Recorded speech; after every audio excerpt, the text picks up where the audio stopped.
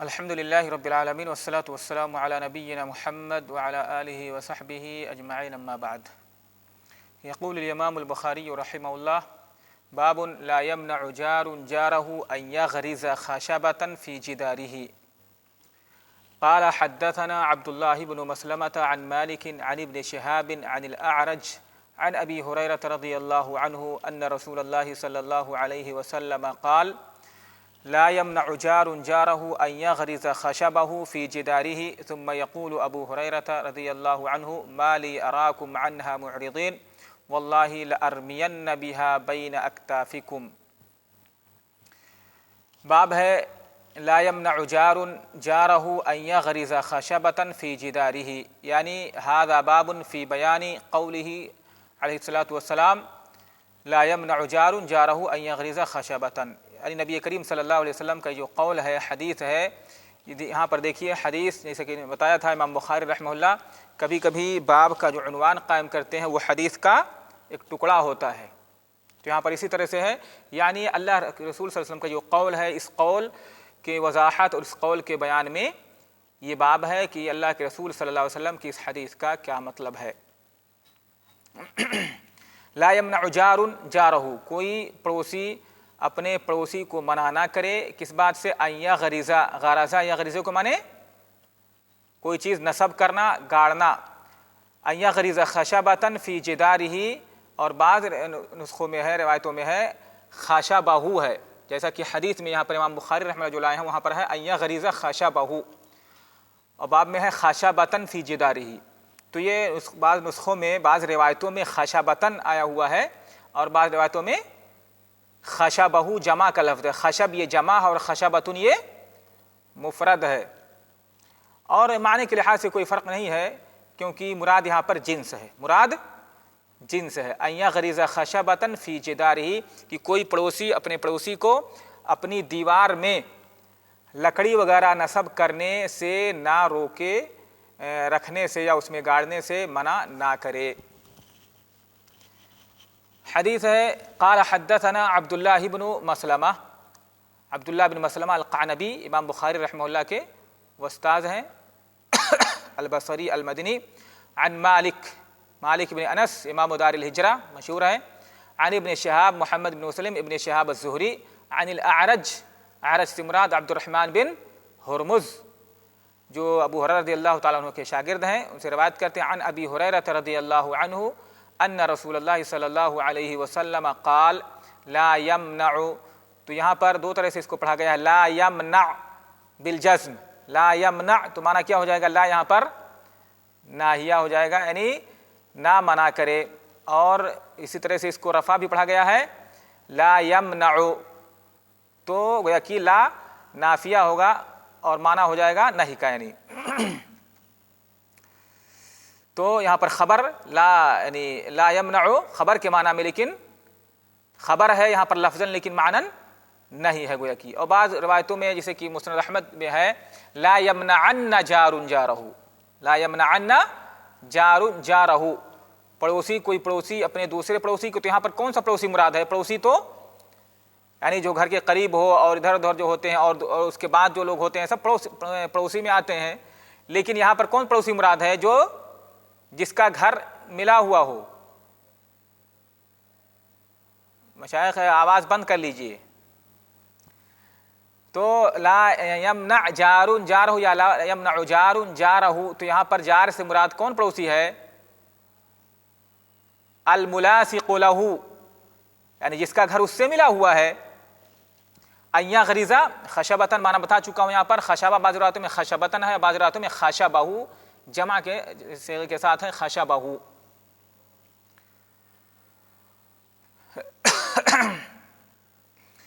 ثم یقول ابو ہریرہ، پھر ابو ہریرہ رضی اللہ تعالیٰ عنہ کہتے تھے، یعنی یہ حدیث بیان کرنے کے بعد، مالی اراکم عنہا معرضین، کیا بات ہے؟ مالی مجھے کیا ہوگا، یعنی کیا بات ہے؟ اراکم میں تمہیں دیکھ رہا ہوں، عنہا معرضین اس سے اعراض کرتے ہوئے، کہ تم اس سے اعراض کر رہے ہو.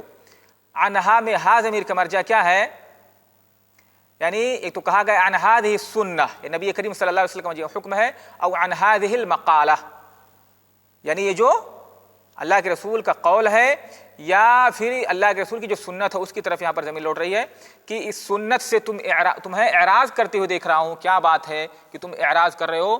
واللہ، اس کے بعد کہا قسم اللہ کی لأرمین بہا بین اکتافکم، کی قسم اللہ کی، بہا یعنی بہذہ المقال و بہذہ السنہ، اسے میں ارمین بہا، رما بہی کے معنی ہوتا ہے، رما بہی کے معنی پھینکنا، تو معنی یہاں پر یہ ہے لأرمین بہا بین اکتافکم، کہ میں یہ حکم تمہارے اوپر، یعنی تمہیں اس پر ضرور مجبور کروں گا، اس سنت پر، اس پر عمل کرنے کے لیے۔ لأرمین بہا بین اکتافکم، کتف، یہ اکتاف یہ جمع ہے کتف کی، جس کے معنی کندھا۔ تو لأرمین بہا مالی اراکم انہا معرضین لأرمین بہا بین اکتافکم، یہاں پر تو یہ حدیث جو ہے، اس حدیث سے علماء نے استدلال کیا ہے اس میں کہ اس کا حکم کیا ہے، کیا اگر کوئی پڑوسی کسی اپنے پڑوسی کے دیوار پر لکڑی رکھنا چاہے یا اس میں لکڑی نصب کرنا چاہے تو اس کا کیا حکم ہے؟ کیا دوسرا پڑوسی منع کر سکتا ہے یا اس کے لیے منع کرنا جائز نہیں ہے؟ ٹھیک ہے مشائخ، تو اس سلسلے میں امام شافعی رحمہ اللہ کا ایک قول ہے جو ان کا جدید قول ہے، ایک قول ان کا قدیم ہے اور اسی طرح سے جدید قول۔ امام شافعی رحمہ اللہ فرماتے ہیں کہ یہ جو ہے استحباب کے لیے، یہ حکم استحباب کے لیے ہے، لہذا یعنی پڑوسی ہے جو لکڑی نصب کرنا چاہتا ہے، دیوار پہ رکھنا چاہتا ہے، اس کے لیے یعنی کیا کر سکتا وہ، اس کے لیے یعنی یہ حق نہیں بنتا ہے کہ اس کو نصب کرے، یعنی اس کے لیے مستحب ہے ایسا کرنا، مگر مالک کی رضامندی سے، اگر مالک راضی نہیں ہے تو پھر نہیں نصب کر سکتا ہے، یعنی اس کو مجبور، جو جدار کا جو مالک ہے دوسرا پڑوسی، اس کو مجبور نہیں کر سکتا ہے، اگر اس سے منع کرتا ہے تو اس کے لیے جائز نہیں ہوگا۔ اور یہی قول احناف کا بھی ہے، مالکیہ کا، اور اسی طرح حنفیہ کا بھی یہ قول ہے، یہ اس وجہ سے کیونکہ ایک حدیث ہے اللہ کے رسول صلی اللہ علیہ وسلم نے فرمایا لا يحل لامرئ من مال اخیہ الا ما اعطاہ عن طیب نفس، یعنی جس کا مطلب یہ ہے کہ کسی مسلمان کے لیے اپنے بھائی کا مال، اس کے لیے دوسرے بھائی کا مال حلال نہیں ہے مگر جو وہ یعنی خوش دلی سے دے، اس کو رضامندی سے جو چیز دے، دوسرا بھائی اگر دے تو اس دوسرے کے لیے کیا ہے وہ حلال ہے، لیکن اگر مالک راضی نہیں ہے تو اس کی رضامندی کے بغیر کوئی چیز اس کا لینا، استعمال کرنا یہ حلال نہیں ہے۔ تو ان دونوں حدیثوں کے درمیان تطبیق کر دیتے ہوئے، یعنی گویا کہ امام مالکیہ، اسی طرح سے حنفیہ اور اسی طرح سے یہاں پر امام شافعی رحمہ اللہ کا جو جدید قول ہے، انہوں نے کہا ہے کہ یہاں پر حدیث میں جو حکم ہے یہ استحباب کے لیے، وجوب کے لیے نہیں ہے۔ ٹھیک ہے مشائخ، لیکن دوسرا قول یہ ہے کہ نہیں، یہاں پر یہ حکم وجوب کے لیے، یہ حکم وجوب کے لیے، لہذا جو جدار کا مالک ہے اس کے لیے جائز نہیں ہے کہ وہ اپنے دوسرے پڑوسی کو اپنے جدار سے، اپنی دیوار سے فائدہ اٹھانے سے منع کرے، لہذا جیسا کہ لا یمنع، وہ نہیں منع کر سکتا، اگر پڑوسی اس کی دیوار سے فائدہ اٹھانا چاہتا ہے تو وہ منع نہیں کر سکتا ہے، اس کے لیے جائز نہیں ہے۔ دلیل کیا ہے ان کی؟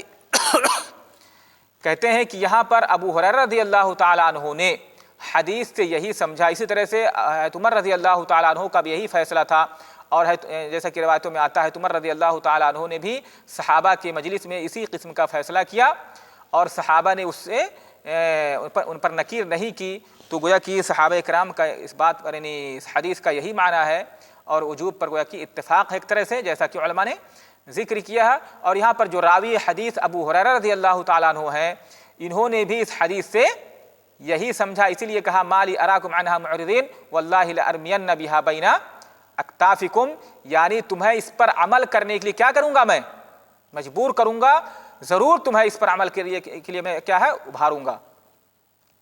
تو اس سے کیا معلوم ہوا کہ گویا کہ پڑوسی کے لیے منع کرنا جائز نہیں ہے، لیکن یہاں پر یاد رہے اس شرط کے ساتھ کہ اس کی دیوار سے جو دوسرا پڑوسی فائدہ اٹھا، مثلا چاہے دیوار میں سوراخ کر کے کوئی لکڑی وغیرہ نصب کرنا ہو، یا دیوار پر کوئی لکڑی وغیرہ رکھ کر کے چھت وغیرہ بنانی ہو، ٹھیک ہے، یعنی کوئی بھی چیز اس طرح سے اس کے دیوار سے فائدہ اٹھا رہا ہے، پڑوسی ہے، تو یہ پڑوسی کا حق ہے، وہ منع نہیں کر سکتا، مگر یہ کہ شرط کے ساتھ کہ اس سے اس کے دیوار کو نقصان نہ پہنچے، مالک کو ضرر نہ پہنچے۔ اگر ایسا کرنے سے مالک کو نقصان پہنچتا ہے، اس کو ضرر پہنچتا ہے، تو پھر اس کے لیے گویا کہ وہ منع کر سکتا ہے، اور اس کا استعمال کرنا یعنی دوسرے پڑوسی کا ایسا کرنا جائز نہیں ہوگا۔ ٹھیک ہے مشائخ؟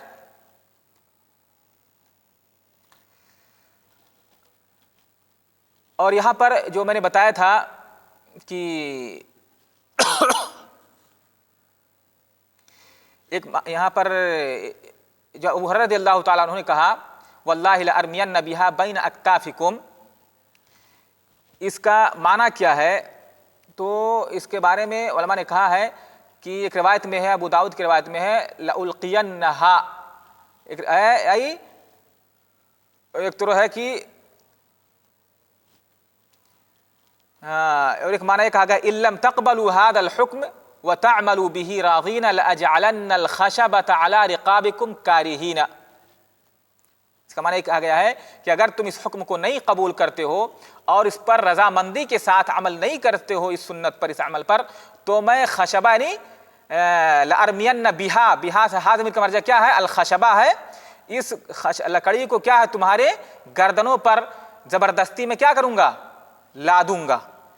اور یہ گویا کہ ایک طرح سے مبالغہ ہے اور کنایہ ہے، جیسا کہ یہ امام خطابی رحمہ اللہ کا قول ہے، یہ انہوں نے یہ معنی بیان کیا ہے، اور امام طیبی رحمہ اللہ فرماتے ہیں ہوا کنایۃ عن الزامہم بالحجۃ القاطعۃ علی ما ادعاہ، ٹھیک ہے، یعنی کہتے ہیں یہ کنایہ ہے ان پر اس حکم کو لازم کرنے، یعنی الزامی طور پر میں تمہیں اس سنت پر عمل کرنے کے لیے کہوں گا، یا اور یعنی کیا نام ہے لازم قرار دوں گا تو ان پر کہ تم اس پر عمل کرو۔ کیوں یہ کیا نام ہے ابو ہریرہ رضی اللہ تعالیٰ عنہ نے یہ بات کیوں کہی صحابہ کرام کے سامنے کہ میں زبردستی یعنی تم کو مجبور کروں گا کہ تم کیا ہے اس پر عمل کرو؟ کیسے ابو ہریرہ رضی اللہ تعالیٰ عنہ نے کہا یہ؟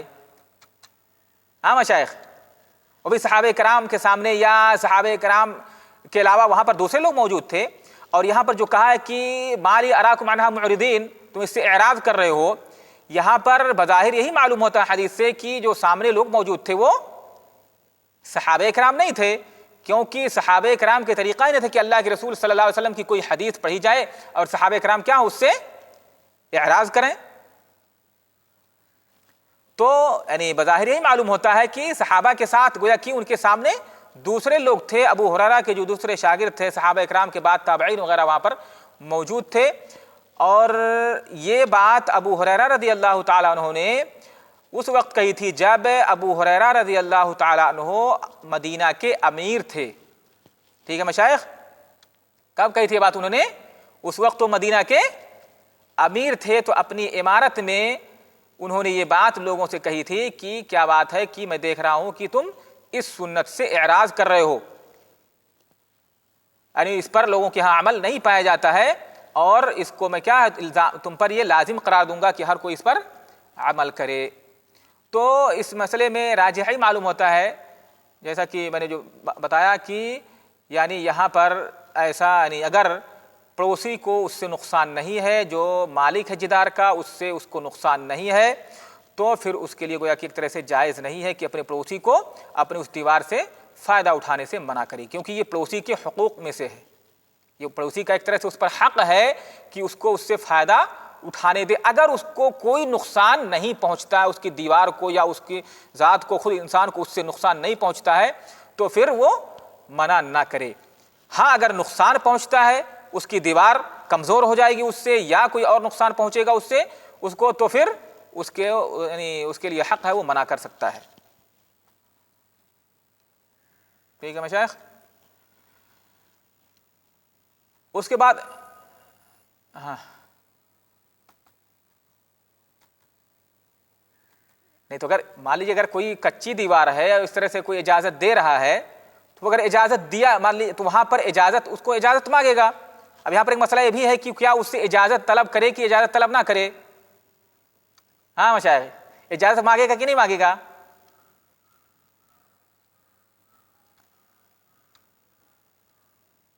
ہاں یعنی اگر یہ چیز معروف ہے کہ وہاں پر اجازت نہیں مانگنے کی ضرورت ہے، پڑوسی راضی ہے، لیکن اگر کوئی اس طرح سے کہ وہاں پر اس کو کچھ نقصان ہو سکتا ہے تو پہلے تو اجازت مانگے گا، اور اجازت اگر مانگتا ہے تو پڑوسی کے لیے گویا کہ منع کرنا جائز نہیں ہے اگر اس کو نقصان نہیں پہنچتا ہے تو.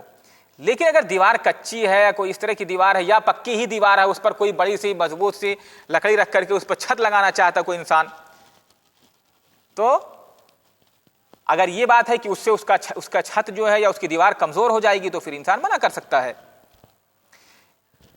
ٹھیک ہے، یعنی جو بھی ہے اس کے دیوار کے کنارے کوئی چیز بنانا چاہتا ہے یا کوئی چیز نصب کرانا چاہتا ہے، اس کے دیوار کو اس سے ضرر اور نقصان پہنچتا ہے تو پھر وہ مالک جو ہے اس کو منع کر سکتا ہے، روک سکتا ہے.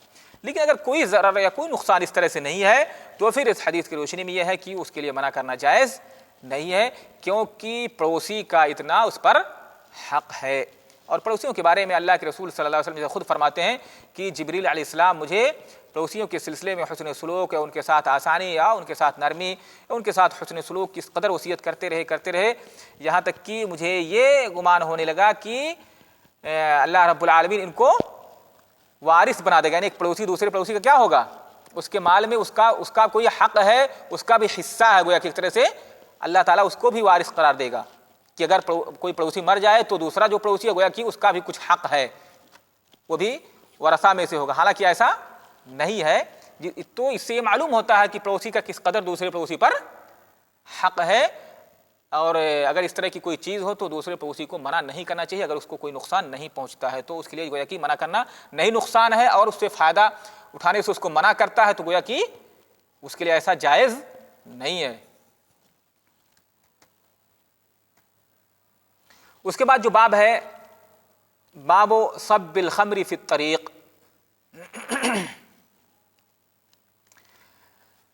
راستے میں شراب اڑیلنے کا بیان. صبا یا صبو کے معنی اڑیلنا، بہانا. اور خمر کسے کہتے ہیں؟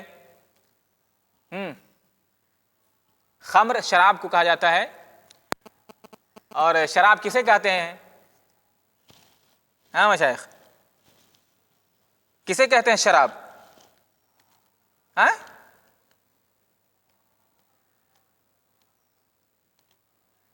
یعنی ہر نشاور چیز گویا کہ خمر ہے. ہر نشاور چیز خمر ہے، چاہے کھانے والی ہو یا پینے والی چیز ہو، چاہے اس کو کھایا جائے پیا جائے، سب کیا ہے؟ یعنی خمر ہے کہ نہیں ہے.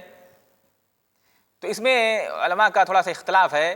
جمہور اہل علم کے ہاں خمر کا اطلاق ہر اس شے پر ہوتا ہے جس سے کیا ہو؟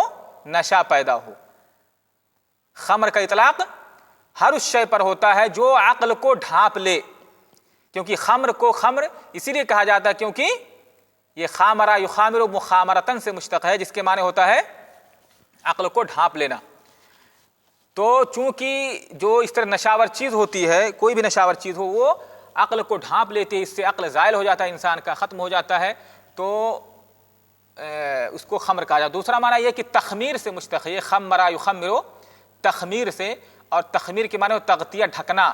چونکہ خمر جو تیار کیا جاتا ہے، کسی جو بنایا جاتا ہے تو اس کو ڈھک دیا جاتا ہے. ٹھیک ہے، اس کو ڈھک دیا جاتا ہے، ڈھکنے کے بعد اس میں نشہ پیدا ہوتا ہے. تو یہ بھی کہا گیا ہے کہ اس سے مشتق ہے، یعنی تغطیہ کا معنی وہاں بھی پایا جاتا ہے. اور اسی سے خمار بھی ہے، خمار کے معنی دوپٹہ، جس سے عورت جو ہے سر کو ڈھکتی ہے.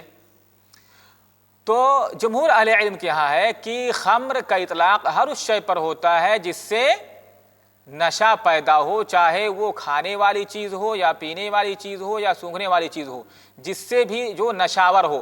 جیسا کہ ایک حدیث میں آتا ہے، اللہ کے رسول نے فرمایا کل مسکرن خمرن، کل مسکرن خمرن. اسی طرح سے حضرت عمر رضی اللہ تعالیٰ عنہ کا قول ہے، وہ کہتے ہیں الخمر ما خامر العقل، الخمر ما خامر العقل، جو عقل کو ڈھانپ لے وہ کیا ہے؟ خمر ہے.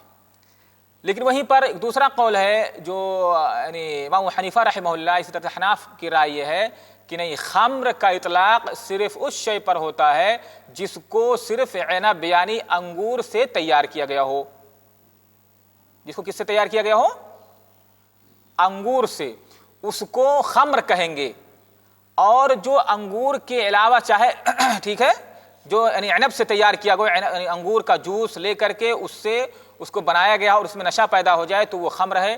باقی دوسری جو چیزیں ہیں یعنی مثلا انگور ہے اور کھانے پینے کے اور دوسرے جو پھل کیا نام ہے، انگور کے علاوہ یعنی کھجور ہے اور دوسرے جو پھل ہیں، اس سے جو شراب تیار کی جاتی ہے اور اس میں نشہ ہے تو اس کو خمر نہیں کہیں گے. ہاں وہ مسکر ہے، نشاور چیز اس کو کہا جائے گا، لیکن اس پر خمر کا اطلاق نہیں ہوگا. کیا فائدہ ہوا اس فرق کرنے کا؟ کچھ فائدہ ہوا؟ ہاں مشائخ، اس فرق سے کچھ فائدہ سمجھ میں آ رہا ہے؟ جب وہ نشاور ہے، چاہے یعنی عنب سے اس کو تیار کیا گیا ہو یا کھجور سے تیار کیا ہو، کسی چیز سے تیار کیا گیا ہو، جب اس میں نشہ یعنی جب اس کو تیار کیا جاتا ہو اس میں نشہ پیدا ہو جائے تو کیا وہ حرام ہے؟ تو پھر اس کو خمر کہیں گے، اس کو خمر نہیں کہیں گے، اس پر خمر کا اطلاق نہیں ہوگا، اس پر ہوگا. گویا کہ اس کو نبیذ کہیں، اور نبیذ جو جس کی نشاور ہے، اگر نشہ ہے تو اس کو گویا کہ پینا حرام ہے. تو پھر کیوں فرق کیا گیا؟ فرق کرنے کی وجہ یہ ہے کیونکہ خمر جس کو یعنی عنب سے جو تیار کیا جاتا ہے ان کے ہاں جس کو خمر کہیں گے، یعنی جو عنب سے تیار ہوتا ہے، اس کا یعنی چاہے اس میں سے تھوڑی مقدار ہو یا زیادہ مقدار ہو، اس کے پینے سے نشہ پیدا ہو نہ ہو، ہر صورت میں کیا ہے؟ اس کا پینا کھانا حرام ہے. ٹھیک ہے مشائخ؟ جس کو خمر کہیں گے چاہے اس کو پینے سے نشہ ہو یا نہ ہو. مثلا کوئی آدمی 2 گلاس پیتا ہے تو اس کو نشہ نہیں ہوتا ہے، 3 گلاس پیتا ہے تو نشہ ہوتا ہے، تو اس میں سے تھوڑا سا پینا کیا ہوگا؟ حرام ہوگا. لیکن جو عنب کے علاوہ جو چیزیں تیار کی جاتی ہیں جیسے کھجور وغیرہ سے ہے، اور اگر اس میں سکر پیدا ہو جاتا، نشہ پیدا ہو جاتا ہے، تو جتنی مقدار پینے سے نشہ ہوتا ہے اتنی مقدار پینا کیا ہے؟ حرام ہے. اور باقی پینے میں کوئی حرج نہیں ہوگا. لیکن صحیح بات کیا ہے؟ کل مسکرن خمر ما اسکر کثیرہ فقلیلہ حرام. حدیث ہے یہ، ما اسکر کثیرہ فقلیلہ حرام. صحیح بات یہی ہے. تو یہ تو خمر کے تعلق سے ایک بات آ گئی یہاں پر جو بیان کر دیا گیا، سب الخمر فی الطریق، یعنی راستے میں شراب وغیرہ اڑیلنے کا بیان کیا. یعنی کتاب المظالم میں امام بخاری اس کو لائے ہیں کہ اگر شراب کو راستے سے مراد یہاں پر عام راستہ ہے جو لوگوں کے لیے مشترک ہو، اگر کسی کا خاص اپنا راستہ ہے، وہاں سے کسی کا گزر نہیں ہوتا، اپنے گھر میں اپنا اس کا راستہ ہے، تو یہاں پر وہ مراد نہیں ہے، بلکہ اس سے مراد عام راستہ جو مشترک لوگوں کا راستہ ہے. وہاں پر خمر اگر کوئی شراب اڑیل دے تو کیا یہ ظلم ہے یا ظلم نہیں ہے؟ انشاءاللہ اس کے تحت جو وارد حدیث ہے اس پر گفتگو کریں گے کل انشاءاللہ. ٹھیک ہے، وقت زیادہ ہو رہا ہے.